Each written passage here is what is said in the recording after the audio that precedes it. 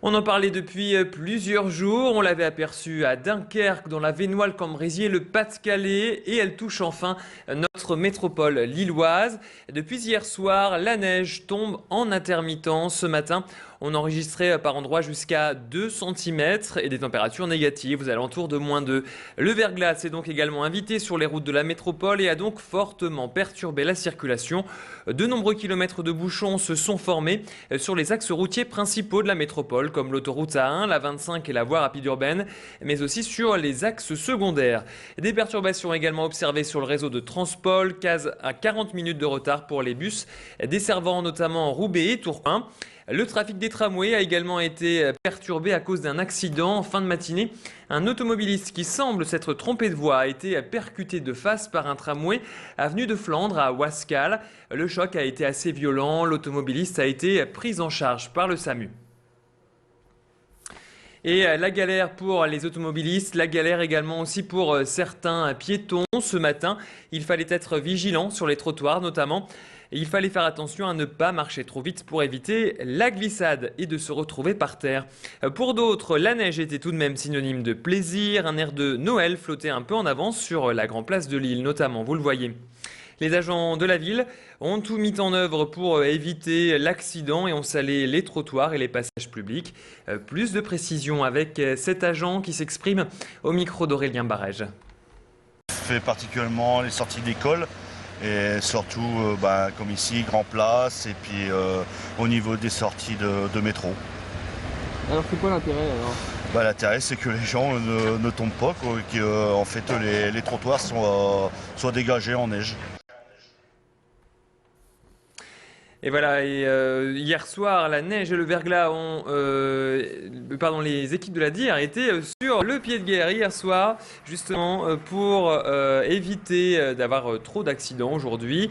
La DIR, la direction interdépartementale des routes, 80 personnes et une quinzaine de saleuses ont tourné cette nuit sur les axes de la métropole. Une opération indispensable pour éviter que la neige et surtout le verglas ne tiennent sur les axes routiers.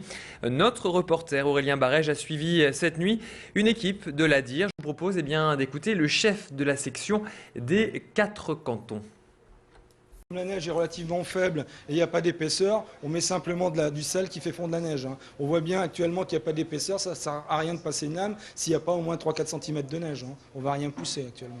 Donc c'est pour ça qu'on fait du salage préventif actuellement. Mais mercredi, jeudi, si les quantités sont d'ordre de 3 à 5 voire plus, là on va pousser la neige avec des lames. Et alors justement, la neige et le verglas ont stoppé net un convoi exceptionnel. Hier, 6 camions devaient transporter des poutres pour le grand stade depuis le port de Lille jusqu'au chantier à Villeneuve-d'Ascq. Pourtant, le parcours avait été spécialement préparé avec élagage des arbres, déplacement des abribus, des feux tricolores surélevés pour acheminer ces 6 poutres. Tout de même d'une largeur de 8 mètres et d'une longueur de 27 mètres. Mais la chaussée s'annonçant trop glissante, le groupe Eiffage en charge de la construction du grand stade ainsi que la préfecture ont décidé de reporter l'opération. Plus de précisions au micro d'Aurélien Barège. Vu des conditions climatiques de ce soir, la température est inférieure à 0 degré. Les autorités ont décidé de ne pas prendre en charge le convoi. En termes de sécurité, c'est pas une mauvaise chose. Ça ne remet pas en cause toute l'organisation autour des 6 convois, mais ça va repousser l'échéance, ça va créer quelques soucis, mais on reportera ça en temps voulu et au bon moment. C'est une déception, c'est de l'engagement du personnel, c'est de l'engagement en termes de transport, tout ça, ça a un coût. Maintenant, il faudra voir comment s'arranger. Voilà, une réunion devait se tenir aujourd'hui en préfecture pour déterminer une nouvelle date pour cette opération. Alors, dans l'actualité également de cette journée, Sébastien Huyghe se mobilise contre les marchands de sommeil. Le député UMP de la 5e circonscription du Nord a déposé une proposition de loi pour lutter contre les marchands de sommeil et les propriétaires de logements insalubres. Ce texte est étudié cet après-midi par l'Assemblée nationale. Aujourd'hui, seules les préfectures et les mairies peuvent agir en cas d'insalubrité en prenant des arrêtés pour imposer des travaux de rénovation. Mais le délai peut être long, entre 3 et 9 mois, voire même jusqu'à 3 ans si la procédure se complique. Aujourd'hui, Sébastien Huyghe propose d'attaquer le porte-monnaie de ces propriétaires malveillants en leur imposant une astreinte par jour de retard. L'objet de ma proposition de loi c'est d'obliger le propriétaire à faire les travaux lui-même dans le délai qui lui est imparti, donc entre 3 et 9 mois. Et si les travaux ne sont pas faits dans ce délai, eh bien, il y aura une astreinte de 50 à 500 € par jour de retard qui lui sera adressée. Et donc, s'il ne réalise pas les travaux dans ce délai, il devra payer l'astreinte. Et si, dans le délai de l'astreinte, il n'a toujours pas réalisé les travaux, eh bien, il y aura les travaux d'office et on lui présentera à la fois la facture des travaux et le total de l'astreinte. Et on termine ce flash avec cette sculpture impressionnante. Si vous passez sur le périphérique de Lille, en levant les yeux, vous allez tomber sur ces 5 pissenlits géants. Cette sculpture a été inaugurée hier. 296 roues de vélo ont été nécessaires pour réaliser cette œuvre singulière de 12 mètres de haut. Une œuvre signée Alix Petit. Cette jeune designer a remporté le concours Bicycle Art of Move organisé par la fondation Oxylane. Alors quels critères ont été retenus? Plus d'explications au micro de Frédéric Regnault.